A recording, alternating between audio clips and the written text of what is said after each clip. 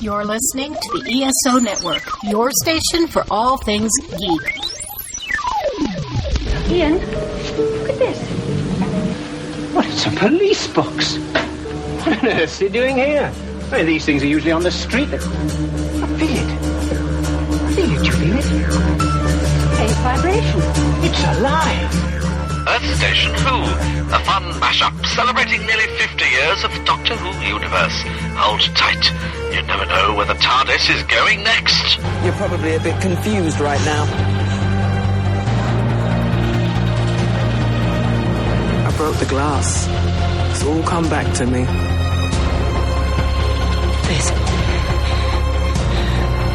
What is this? That's my ship. What? Let me take it from the top. Hello, I'm the Doctor. I'm a traveller in space and time. And that thing buried down there is called a TARDIS. Time and relative dimension in space. You're gonna love this. There is Sequel. Mrs. Sequel to you. Please tell me you're not about to engage Sontarans in battle. I accept your offer of a massacre.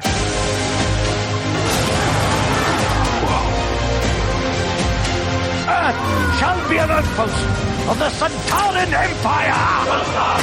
No, it won't. Hey there, Station Who listeners. Welcome to another episode. And yes, we are here once again. Another new live episode to talk about new Doctor Who. This is awesome. This is awesome. Doctor Who Flux, Chapter 2, War of the Sontarans. This just keeps getting better, folks. This is, some people I've been hearing from who have been Doctor Who naysayers have been like, have you watched Doctor Who? And I was like shocked, first off, that they are still watching it because they swore it off. Some people were like, I'm not going to watch it. And this is from the Capaldi era, and they're coming back to the show.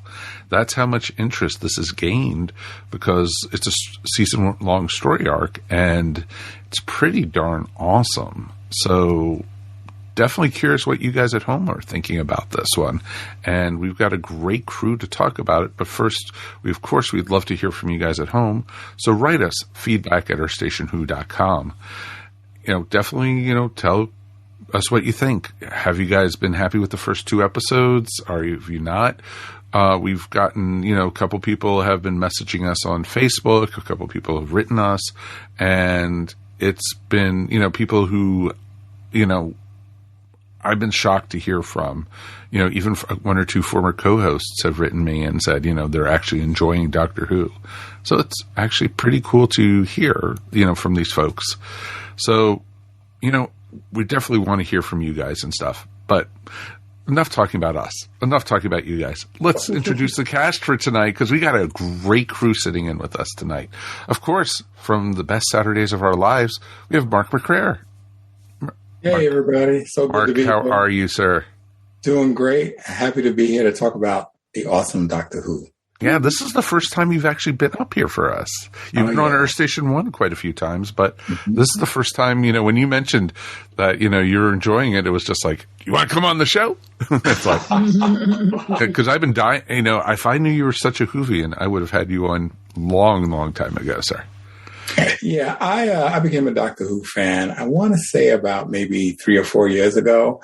I think the BBC was airing a marathon, and I just started watching the marathon, and I've been a fan ever since. That is awesome. So who now is your doctor? That's the big question that people at home want to know. Oh, my gosh. I don't really have a favorite. I can tell you who I'm not a fan of. Okay. Well, maybe not for this podcast, but yeah, we'll talk off the air. That's even better. We don't want hate mail coming care of Earth Station Who. Right. Mark McCray. He said this. He said that. Oh my gosh. Have you ventured at all into the old series, or is it mostly all new series for you? It's mostly really all new. I want to say maybe the last 5 seasons I've been watching.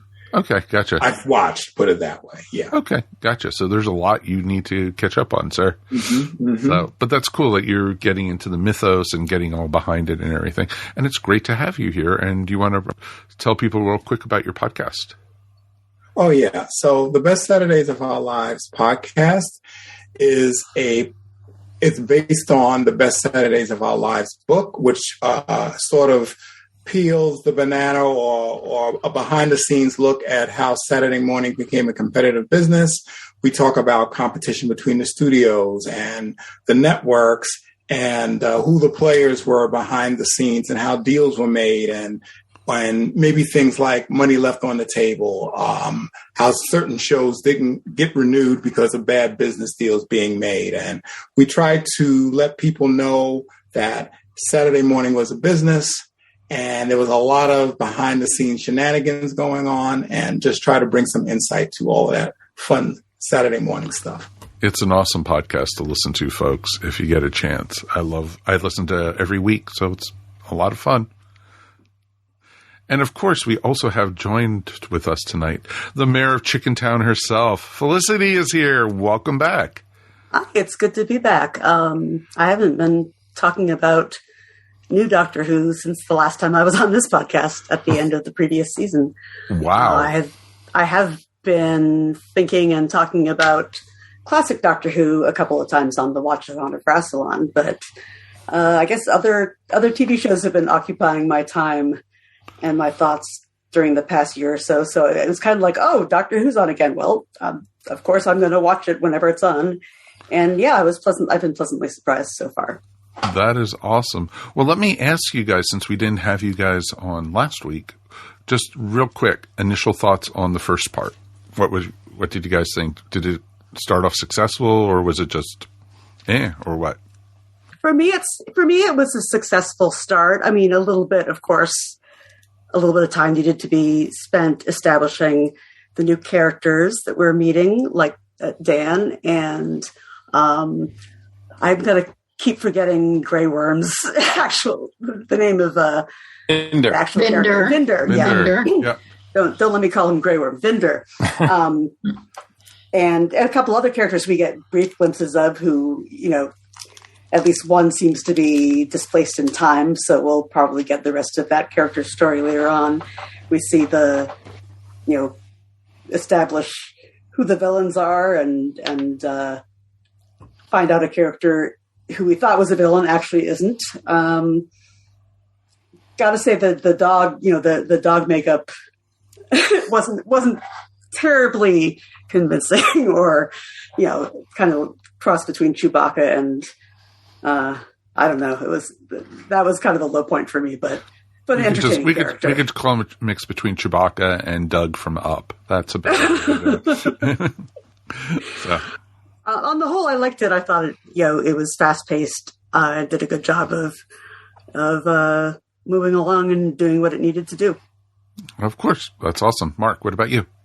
I liked it. The beginning of the story sort of reminded me of Crisis on Infinite Earths. The DC storyline, where you're seeing these worlds getting destroyed, and because they did a Crisis on Infinite Earths on, there was this whole crossover event, but I really feel like this episode kind of captured what it's like to be on a planet that's about to not exist anymore. And I thought the rollout of the new characters was, a little slow. I wanted to find out more about a vendor and like his backstory. But there wasn't really a lot. And I feel like because the other characters that were the Doctor's companions from last season, they lost 2 cast members, were not there. I kind of feel like Yaz is finally getting to do a lot more than she did before. Right. And I've always liked the dynamic between Yaz and the Doctor, because Yaz doesn't let the Doctor get away with anything. And it's almost like they're siblings, like older sister, younger sister. That's a good way to put it. And it's kind of cool to, like when Yaz will just confront the doctor about things. And that's cool. Yeah. That is very cool. Well, that's good, and welcome back for this week's episode, and we'll get into it in a few minutes. But, of course, let's introduce our regulars, of course. Ms. Mary Ogle's here. Hi, everybody. It is fantastic to be here. It is so good to have you here this week, Mary. Oh, thank you so much. I'm happy to be here. I mean, I'm really happy to be here. I'm happy we're getting good Doctor Who. That is a very good point. And, of course, Mr. Michael Gordon is here. Howdy. And, or should we call him birthday boy Mike Gordon? just when, by the time this airs, it'll be all over. So, Good point. There's no, that's fine. That's fine.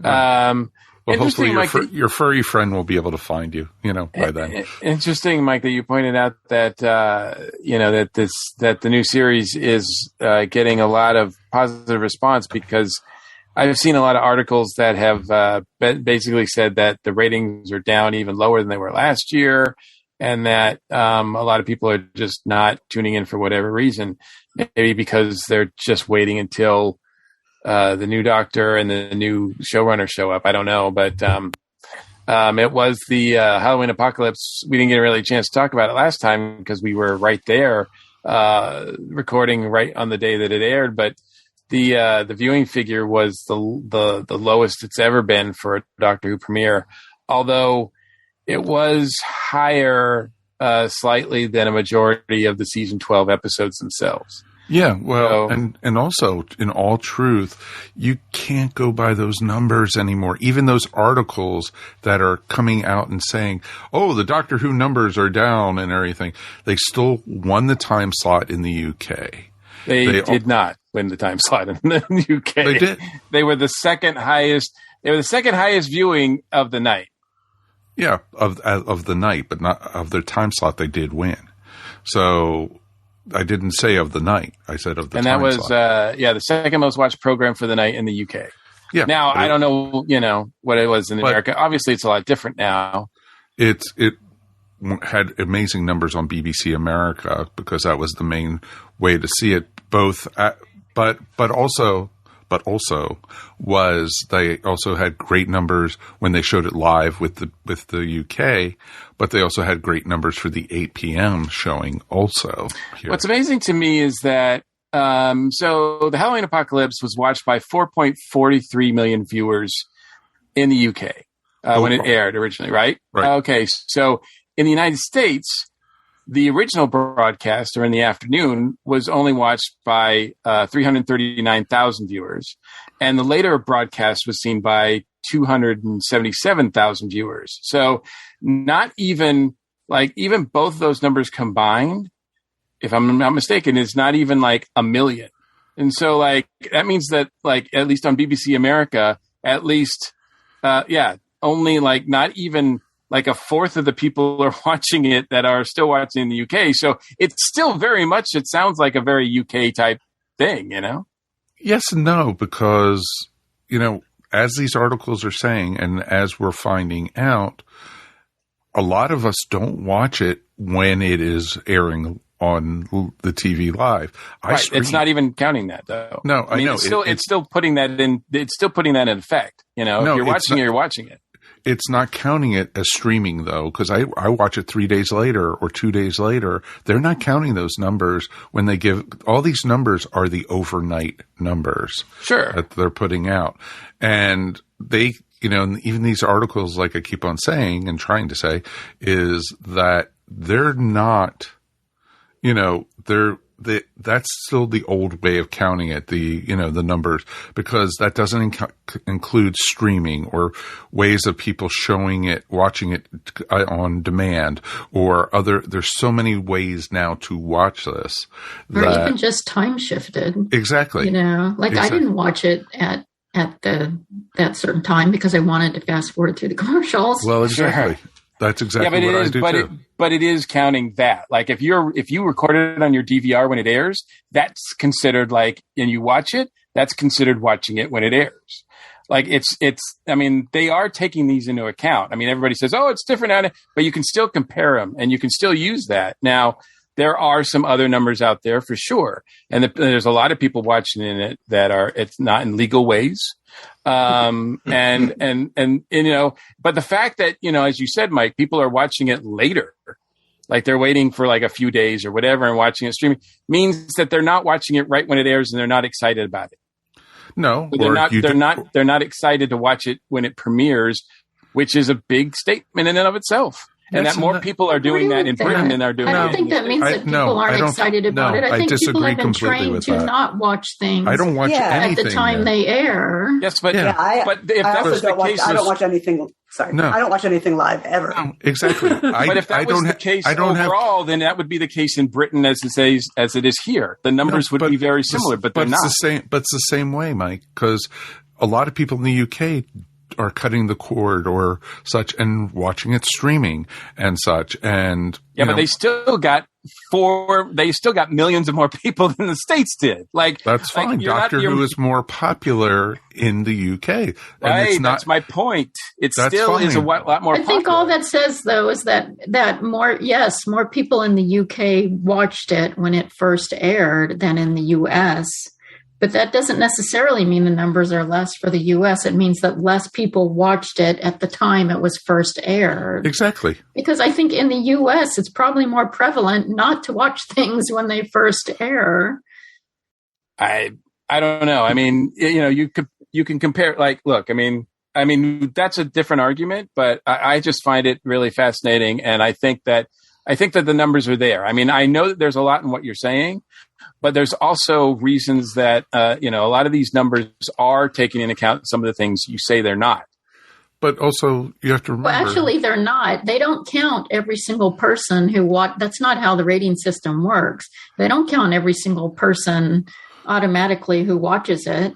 This is estimates. Yeah. Well, you know, yes. Yeah. I mean, because not everybody has the little box on their TV. Actually, everybody does have a little box. Everybody has a cable box, and everything is being counted. Everything you watch is being counted. No, that's not true. Everybody doesn't have a cable box. But if you're watching it somewhere, somebody is counting it. But BBC is over the air also, or, you know. Nobody's watching it over the air that way. Yeah, they are. The people who have like the digital, you know, it's like here, if we have, you know, a digital antenna, I could watch, you know, football. Does my, you know, ratings count watching that and stuff? You know, so it all depends, Mikey. It's, you know, it's almost a moot point. You know, the scores have been higher for Doctor Who this season, and Doctor Who in the United States is never going to be a juggernaut. It's never going to be a Star Trek. It's never going to be a Star Wars. And, you know, and that's just a fact. If it was, it would be on something more than BBC America. Mm-hmm. You know, I think actually they're trying to move that way. Well, they are. So too. I mean, that's the reason why the whole HBO Max thing is happening. Well, eventually, and see what happens now with Sony taking a portion of Bad Wolf too, you know, and so we'll have to see with that. But it's going to be very interesting to see because the old ways of doing ratings is antiquated, and you know, it's the same way, you know, how people rate for podcasts or downloads and stuff. Cause, you know, we could say, you know, we know this personally, you know, hey, the week this went live, we only got 200 downloads or 300 downloads. But then after all, you know, people come back and listen to it, or they haven't played it yet, or they play it off our website and stuff. And we end up with over 1,000 downloads, you know, so it's, you know, when all things are said and done type of thing. And so, you know, it's all different than it, you know, and so it's interesting to see. And your point is taken, but it's also kind of moot in the same way. Well, it's kind of moot because, you know, obviously it just doesn't mean anything. Because it doesn't matter how low the ratings are this year, we still know we're going to get Doctor Who next year, and we still know we're going to get Doctor Who in 2 years when it has a new showrunner. Yeah, so I just, you know, so I know they're not making decisions based on that. At least not those kind of decisions. It's not going to be canceled anytime soon, and I don't believe it is. But I just find it interesting. So and it doesn't mean that the numbers might be skewed or might not be complete, but they're not irrelevant. I do think that there is something in a lot of these numbers, and I just find them interesting. And I'm not even a numbers guy. I hate numbers. Well, there you go. But I just thought it was interesting. And I'm not saying it gives that impression though, right? I mean, when you have a lot of articles that are saying that this is the worst rated thing or whatever, then people out there are going to read that headline and be like, well, I'm not going to bother. Well, if you want to go by that, this episode lost almost 500,000 people in the UK. This got over 3.8 million people in the UK to watch it. That's still 3.8 million people. And we're not also taking into account all these other countries that, also get BBC and such. Well, you have to think of it as niche viewing too. Yeah, I mean, the way things are segmented now, that's actually a pretty big number as far as a niche. Yeah, goes. Exactly. Shows on the CW wish they got 4 million views. For sure. Yeah. So but they keep making more of them. I know. And so. Oh my gosh. Well, I guess I have a question. So sometimes I know that sporting events also will, kind of ruin other people's ratings. And so is the World Series still going on? No, it's over. No. I mean, like when the show last week when it premiered, yes, yes, that was actually the Sunday game, but that was also in prime time. So that's probably why the ratings possibly were lower. That could have been a possibility for the 8 p.m. showing. Like, because there's so much overlap between Doctor Who fans and baseball fans.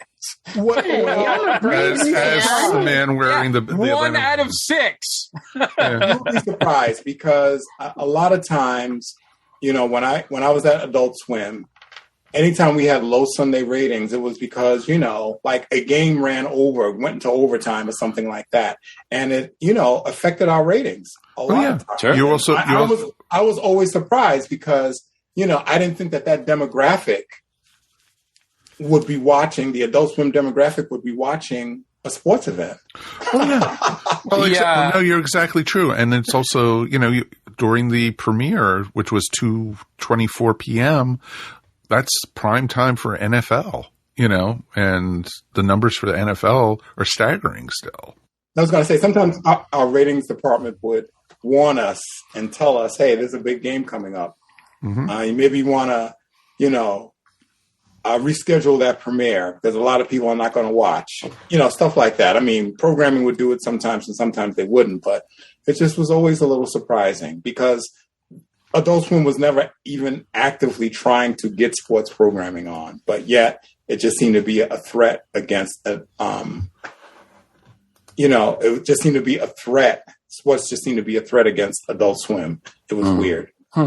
No, and that's very true. The other thing I wanted to mention real quick, and we move on. I spent way more time talking about that than I wanted to. Well, it's your birthday. You get to talk about whatever you want to. I did watch. That's not completely true at all. The BBC, when they showed the episode later, they had a quote-unquote extended cut, which featured an additional 2 minutes of content. I watched that because I had recorded both on my DVR, and I rewatched the actual longer, quote unquote, longer version.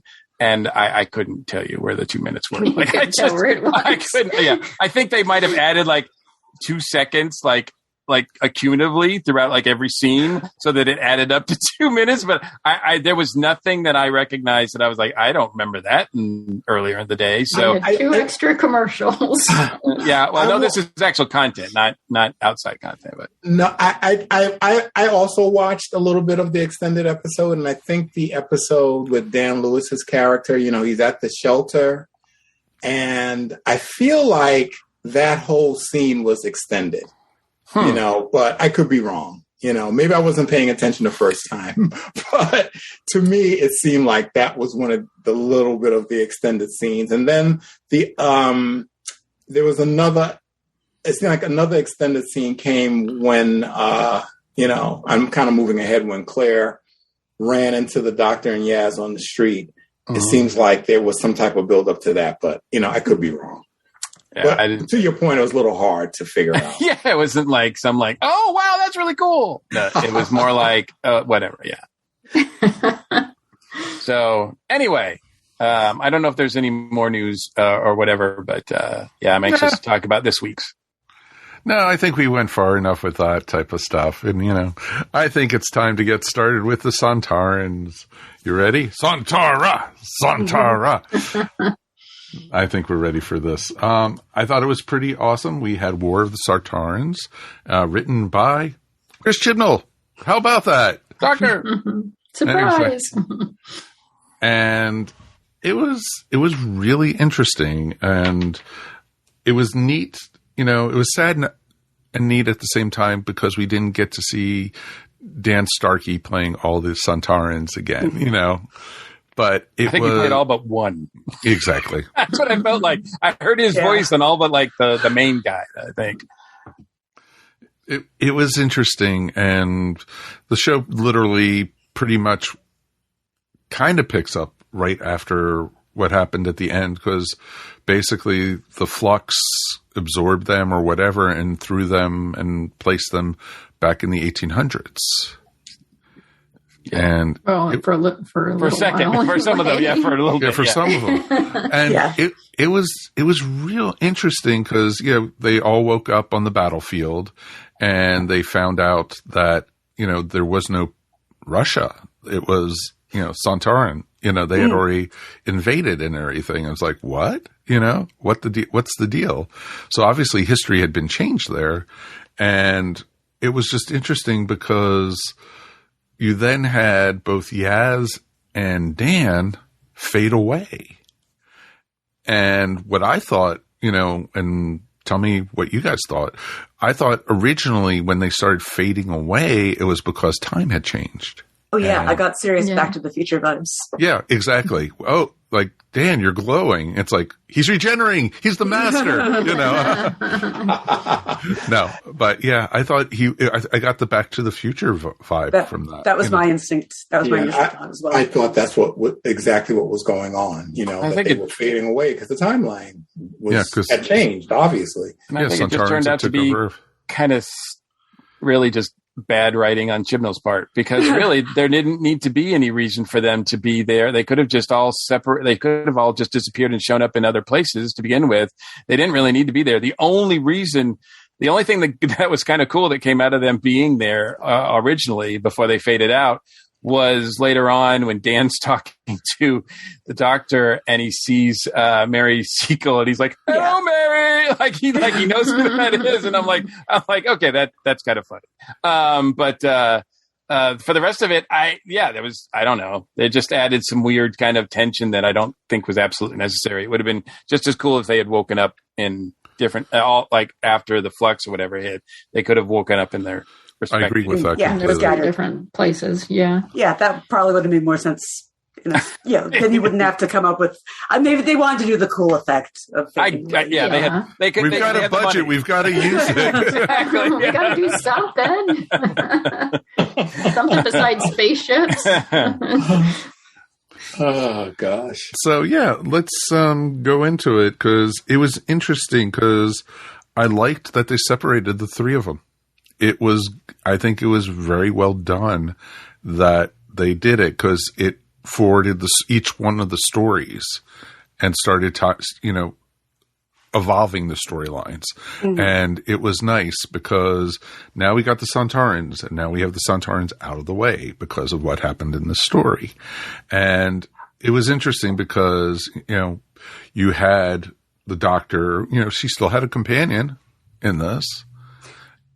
And I thought, this always irritates me a little bit. It's like, I know it's the same as what Chibnall did with the season opener last season. That I think it's cool that he's bringing in, female characters from history.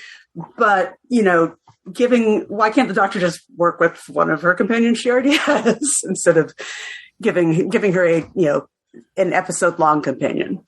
I don't know. That's kind of a very classic Doctor Who thing to do. It is. Yeah. I mean, they did that. But a often lot. it's because the writer likes the character they created better than the existing companions. And I don't think that's the case with Chetnall. And I'm actually glad they did that, just like for what Mike was saying, because I think it gave Yaz more of a chance to shine and Dan more of a chance to shine. Absolutely. I think that is true. And bringing, connecting Yaz to Vinder and what's going on with him. I also think in this case too, it gives a lot of people who probably aren't aware of Mary Seacole, like some press and some time, for people to go, wow, who is she? Like, if it was just a passing character that was only in a scene or two, maybe they wouldn't care. But this is actually gives her a lot to do where you're like, I want to find out more about her. I mean, this is, I don't know how much this show really is for kids and all of that anymore and that kind of stuff. But even just for adults, I think, to be honest with you, I was familiar with the name, but I really couldn't tell you a lot about Mary Seacole. So certainly I looked her up after this and I was like, damn, that's pretty cool. Yeah. It's pretty amazing. It was great. He didn't go with Florence Nightingale because that's the one everyone associates with the Crimean War. Exactly. Whereas you have this whole other person who was doing these amazing things that has sort of been shunted to the background. So that part I loved. Right. And there's a scene also where Dan kind of gives like a recap. And I don't know if that's for the audience or not. He goes, okay, well, Mary Seacole's a real person and these aliens are not supposed to be here, and he's just trying to absorb it all in. But I kind of feel like that was for anyone who was just watching Doctor Who for the first time. That's how it came across anyway.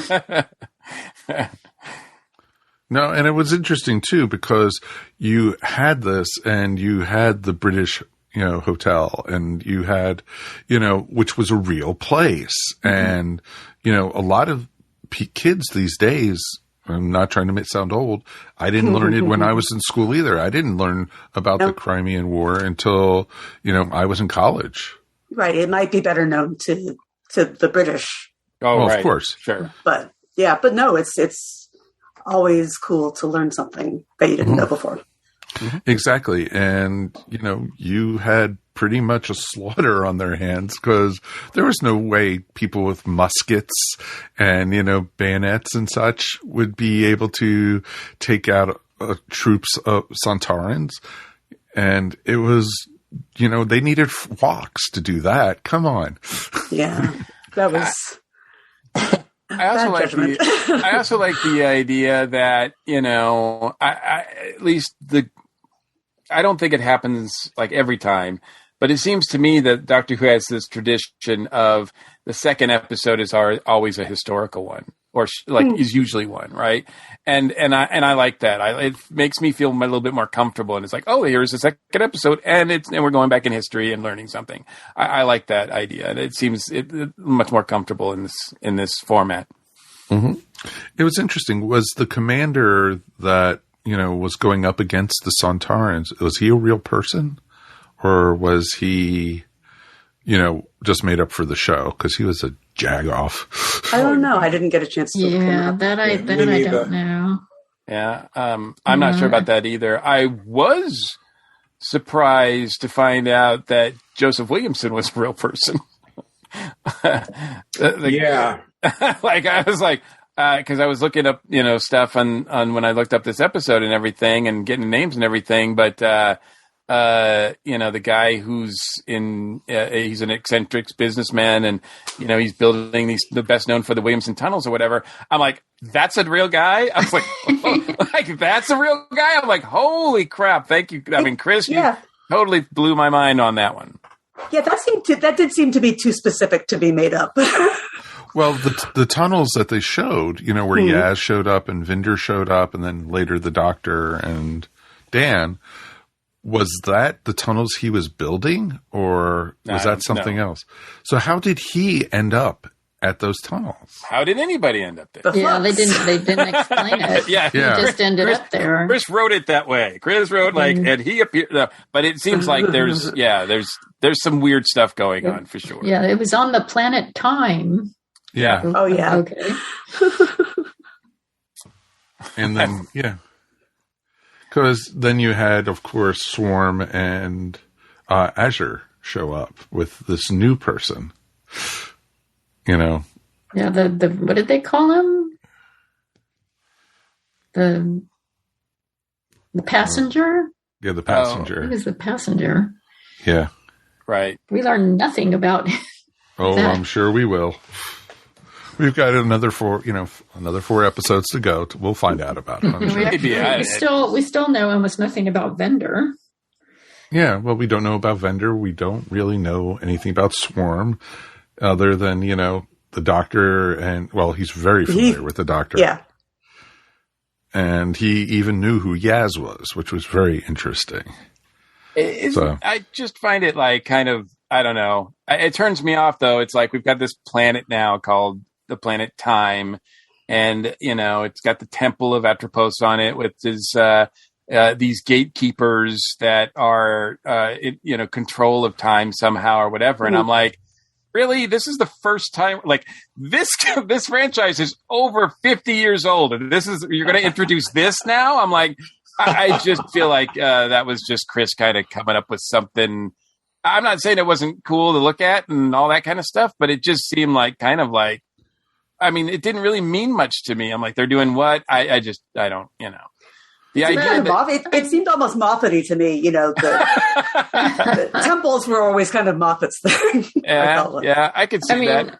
I'm doing a wait and see attitude for that. Yeah. But I do, I know we're jumping around all over the place, but I did really appreciate the idea that, like Yaz and Vinder are in those replacement tubes or whatever, and they're in real danger. I mean, that came across to me. That was a good cliffhanger. Yeah. That was very effective. Very effective. Yes. Exactly. Like the passage of time is going to go through her, and I'm like, that doesn't sound good. Yeah, no, it doesn't sound good. That doesn't sound comfortable at all. That's happened to past Doctor Who companions too, because they had a companion back in the Hartnell days that happened to, and she literally aged right in front of the Doctor and turned to dust. Mm-hmm. Because as the TARDIS was traveling through time, whatever the Daleks did to her made it that she couldn't travel through time. And so even though the TARDIS was traveling through time, she was staying still. And so she aged right in front. It was pretty horrific. They have mentioned occasionally, and I don't know, how, if Chris is using this or not, but that as a companion traveling with the Doctor, I think this is really a New Who thing, right? That the companion gets up some sort of temporal energy and is I don't know, that shows up on scanners or whatnot, or can be used occasionally when the plot demands it. Mm-hmm. Yeah, well, that kind of started with Dalek, actually, in the Ninth Doctor era, because Rose had the temporal energy from traveling in the TARDIS, and when she touched the Dalek, it restored it. Yes, that's right. Yes, yeah. I didn't know if that was the first time. I couldn't recall any times in Classic Who if they mentioned it. I don't think they ever mentioned it in Classic Who. So, but it was interesting, and of course, Swarm and Azure are turning out to be really bad, really, really bad. They are not nice. No, and a little creepy. Yes, that's a good way to put it. Especially the sis there. Like, she just sort of just stands there and she's pretty stiff, and she just kind of creeps me out with her staring. Oh, yeah. With those eyes with the yellow makeup around it or whatever. Yeah. Or the glam, whatever you want to call it. Yeah. I'm feeling like the way that that Swarm woke Azure up reminded me of how the Ruth Doctor got kind of activated last season. Yes. Mm-hmm. We mentioned that last time. Yeah, we noticed that too. One thing I didn't notice in the first viewing that I noticed on my second viewing of the last week's episode is that Swarm is being held captive or prisoner or whatever by the Division. Oh, yes. Okay. Yes. They actually say that, and I'm like, okay, so we're going we're going real far back. Like if it's the Vision is involved. Yeah, the only time I remember, I missed that, but I know that the doctor mentioned the Division is why she was going after the dog guy. Yeah. Yep.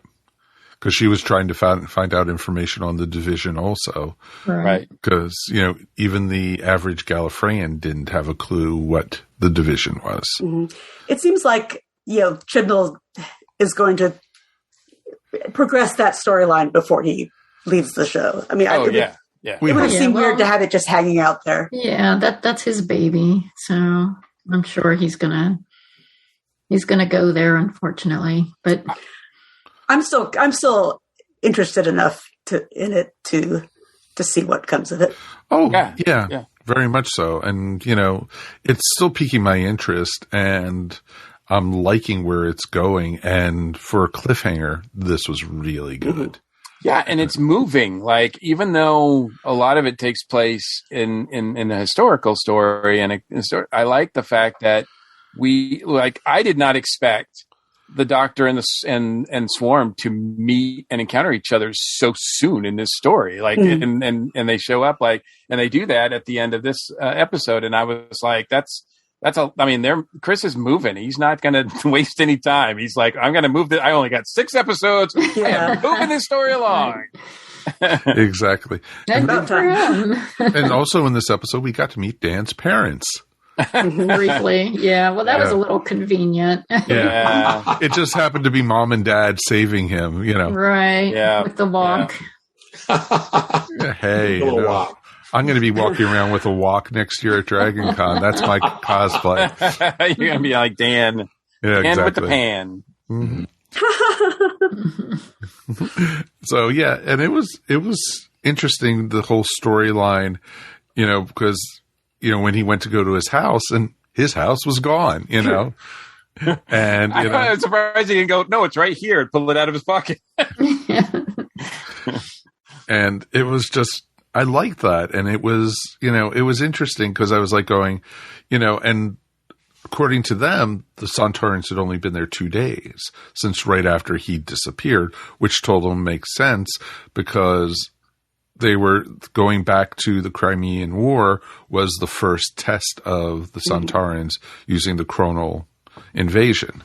Yeah. And so, and that was interesting. And I'm glad, they did the storyline and they followed Dan, with the walk, invading the Sontaran ship and everything. Mm-hmm. And then he was saved. Right. Yeah. I liked the reintroduction of Carvanista better than I did the parents. But that actually made more sense. It did make more sense. Yeah. They're still soulbound, or as he said. Yeah, and I still like, I know, I know Felicity. I get it, but I like the design. I think the costume looks pretty good. So. Yeah, it'll probably grow on me. I gotta admit, it's appealing. Yeah, apparently he's there for he's going to be there for a while. So I don't think he's going away. Yeah, I like how Carvanista saved Dan, and he goes, "You're welcome, idiot." They still have the love-hate relationship, which is awesome. Yeah. Again, it's his job to save him, but not to like him. Exactly. Exactly. And I hope that continues throughout the series and everything, because it's a great, and it's not, I don't even consider it comic relief. I just think it's a great for Dan to have a foil. Yeah. It's a fun dynamic. Exactly. Cause he won't be there the whole time. And, he went off after Dan went back with the doctor, and it was just interesting. Sure he'll pop up again. Yeah, of course. It's Before the doctor popped up in the temple, I was really thinking, okay, so we're going to get a few episodes where the doctor is going to be on her own and she's going to encounter various people. Dan's going to be with his best friend, and Dan's best friend, right? And I'm full of them. And then Yaz is with Vinder, and I'm like, I like this pairing up. I think this is going to work. But now it's all like, who knows what's going to happen going forward? So. Yep.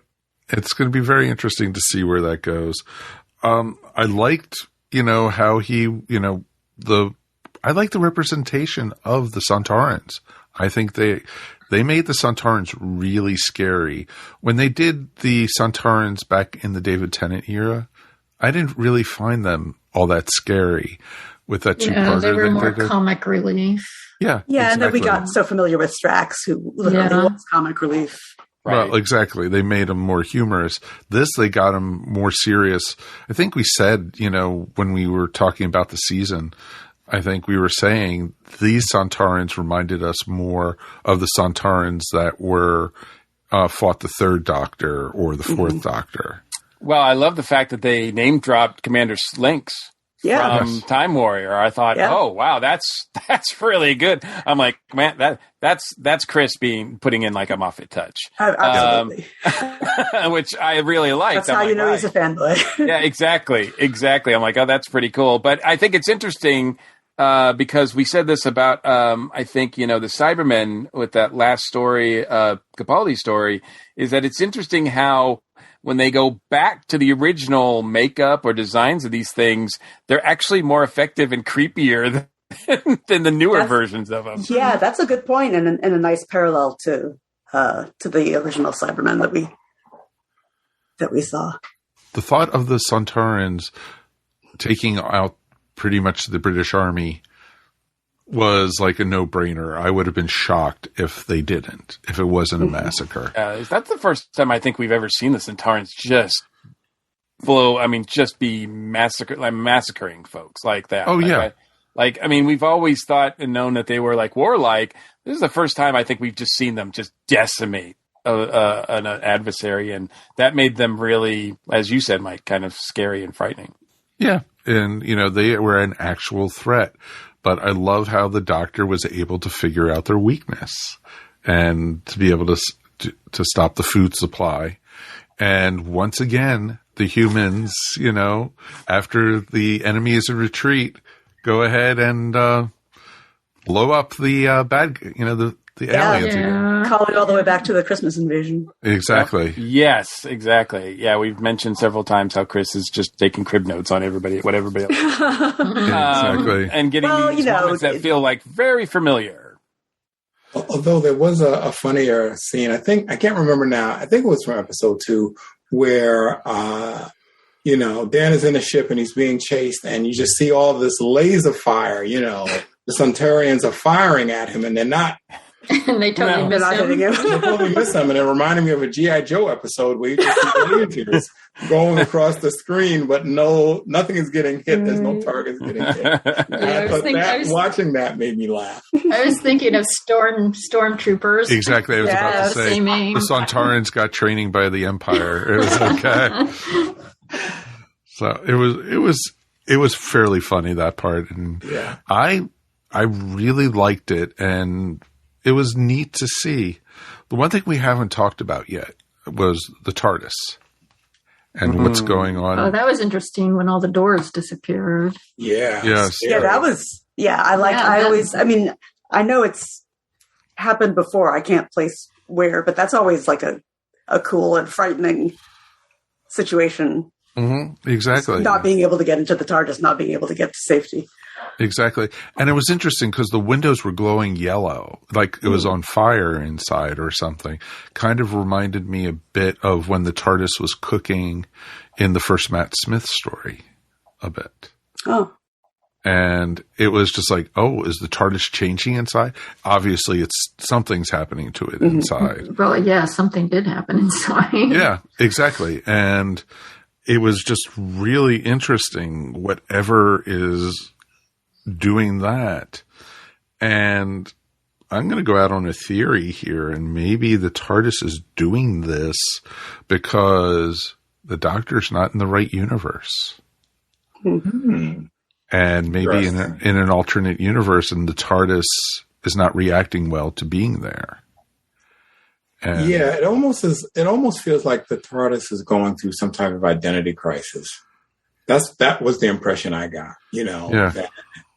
I just kind of figured that Swarm is messing with everything. I think Swarm is behind everything that we've seen so far, everything that's going on. All the, and that even leads to Claire and what happened to her and everything. I mean, I think he's directly or indirectly, and I think he's more directly involved with everything that we're seeing. That's the problem.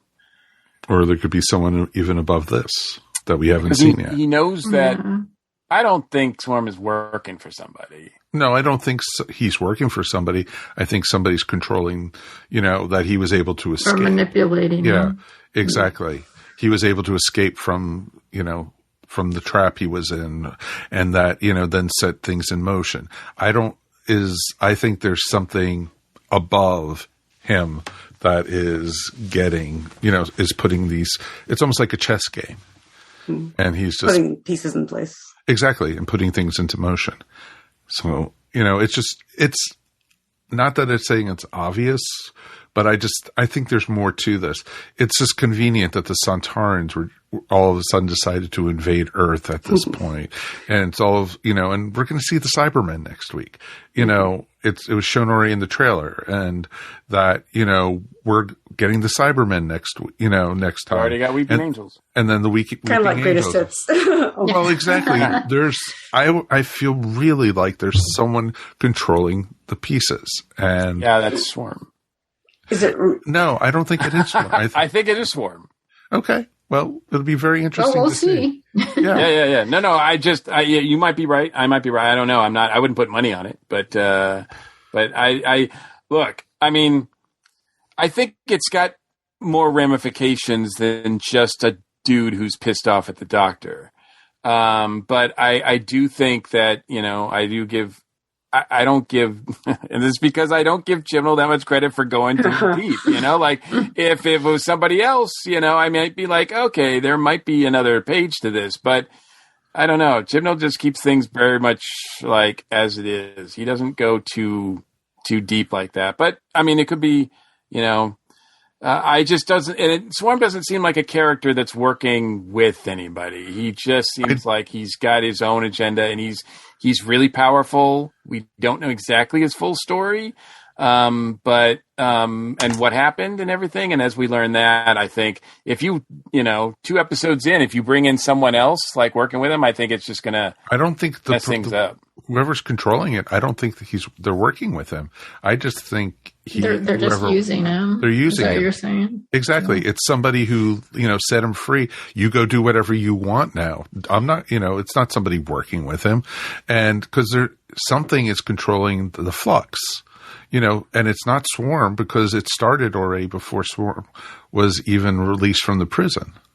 Well, I mean, an interesting point, like, if Chibnall has read, like, like by any chance 90% of the books. No, if he's read like Batman Nightfall, then that like you let out all the folks out of the asylum. You keep Batman busy while your real plan comes, and then you walk in last minute and you beat the crap out of him and break his back. And the same thing, you're right, it could be happening with whoever's against the doctor here. They're just releasing all these foes against her, and at the end, he's going to pop up and be like, ha-ha! And it could be, it could be anybody, but... No, exactly. Well, maybe they're trying to keep her from learning about the lives she supposedly doesn't remember. Exactly. Because that's her whole thing, supposedly. Well, that is an interesting point, because Swarm does say, man, they did a really good job. Like, you do not remember me at all. And we had, like, he says battles, like full out battles, which is something I don't think the Master would say. Like, the Master wouldn't say, like, oh, you and I have had battles, Doctor. I mean, they've had conflict, but not like epic battles. So this guy has really a big history with the Doctor and who is the one that he's referring to that has wiped out? Is it been the Division? It seems like that might be, but I don't know. Well, it was said in the Ruth story that the Division kept on, had wiped her memory, and then also in the Timeless Child story, the Doctor kept on having her memory wiped over and over. And, so that's why, the Doctor would go on all these missions for the Division, and, then finally, according to this, that's why the Doctor left Gallifrey as the first Doctor. So the division is Gallifreyan? Yeah. It was, they've even in that episode, they said that the division was, unknowns to the Gallifreyans and the Time Lords. It's a super secret organization type thing. And that's who the Doctor was working for. So, but, this was all in the Matrix, the Matrix. So the Matrix can be screwed with. They've shown that before. And so, I think there's a lot of questions that we're going to, and, I have theories, but I don't want to get egg on my face this early in the season. Who cares? I mean, I don't care if I'm right or not. It's fun to speculate. Oh, it is. And, it was interesting. One of my theories got thrown out the window when we met Dan's mom and pop this week. So, about who Dan's identity was, that he wasn't really Dan. Right. Oh, right, right. Unless they're in on it too. No, just kidding. Oh.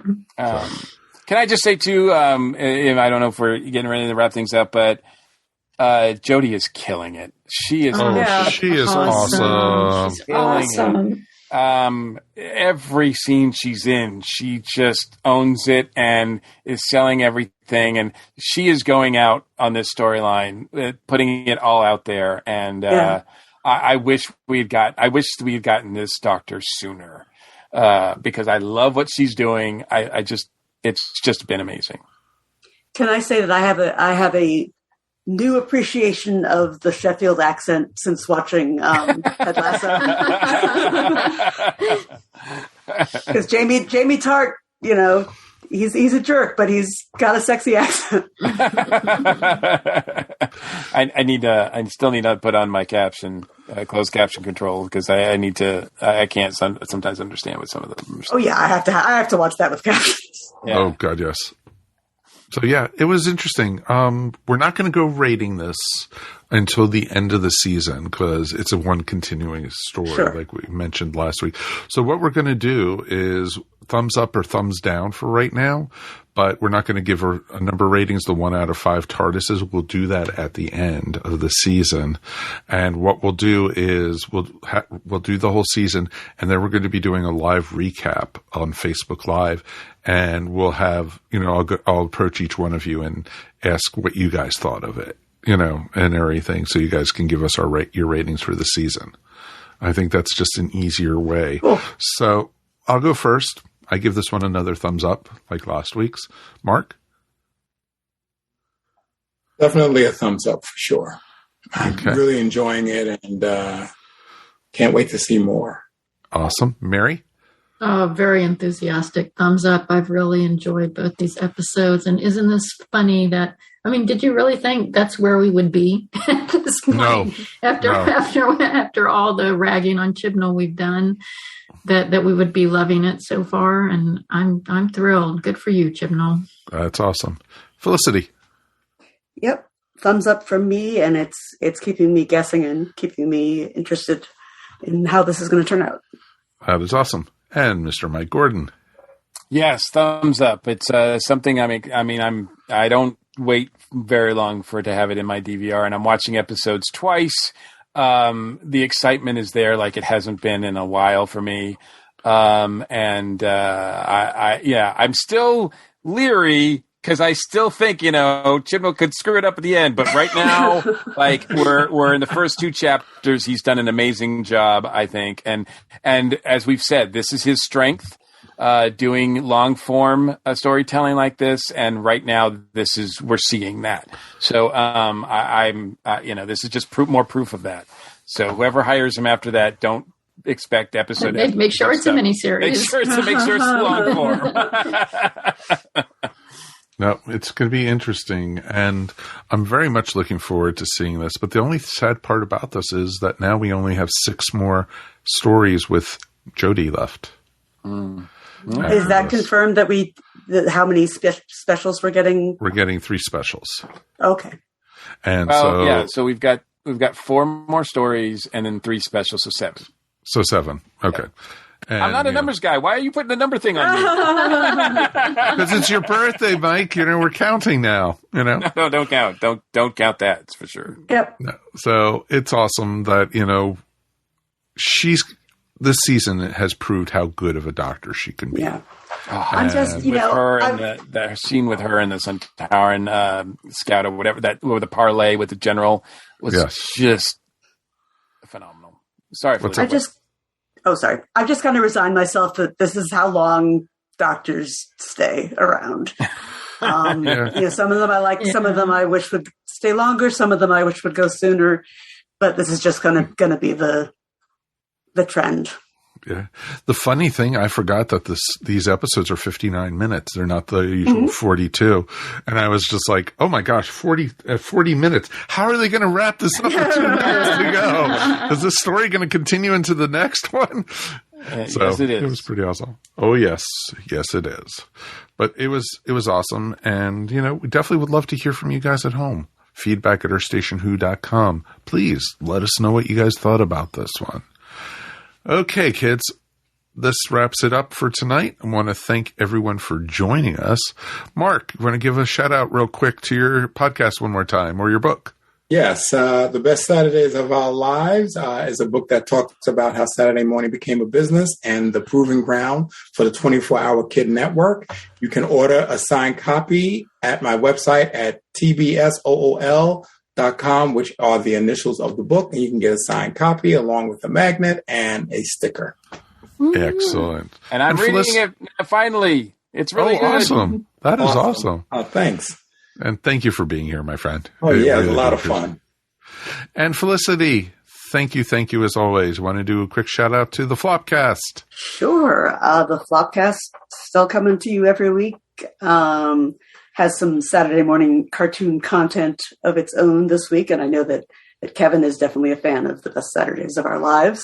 That's the sort of stuff that we just eat up, being fans of Saturday morning cartoons ourselves. I haven't done much with the Flopcast this year just because, health and work related issues, but Kevin and Cornflake are still coming at you every week. And I think we're going to have a very special guest on the next episode who will be familiar to people hanging around the American Sci-Fi Classics track.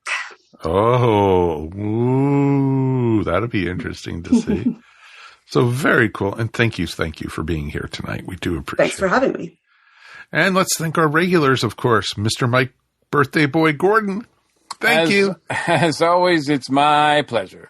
And, we're not going to torture you with singing tonight, but we will do a Sontar-Ha, Sontar-Ha, Sontar-Ha. In your honor, my friend. Excellent. I feel a little bit more like potatoey now. Okay. We just won't hit you in the back of the head with a walk. With a walk. Please don't. And Mary, thank you so much for being here also. We so appreciate it. Oh, thank you. It's always lovely, and especially to talk about new Doctor Who. And where can people find you?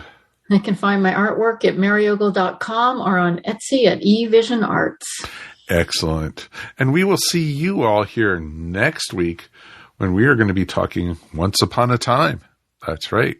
Fairy tale time, just with big silver monsters in it. So it should be very interesting. I'm looking forward to seeing you guys next week. Be safe, and we will see you here next time on Earth Station Who. Peace, and we are done. And get vaccinated, folks, please. You have been listening to Earth Station Who, a bi-weekly pop culture podcast dedicated to all things Doctor Who, featuring talents from across the universe. All topics on the show are the sole opinions of the individual and are used for entertainment value alone. You subscribe to our podcast up on iTunes, Stitcher, or follow our blog at www.esopodcast.com. You can also follow us up on Facebook, Twitter, or Google+. If you enjoyed the show, please leave feedback up on iTunes.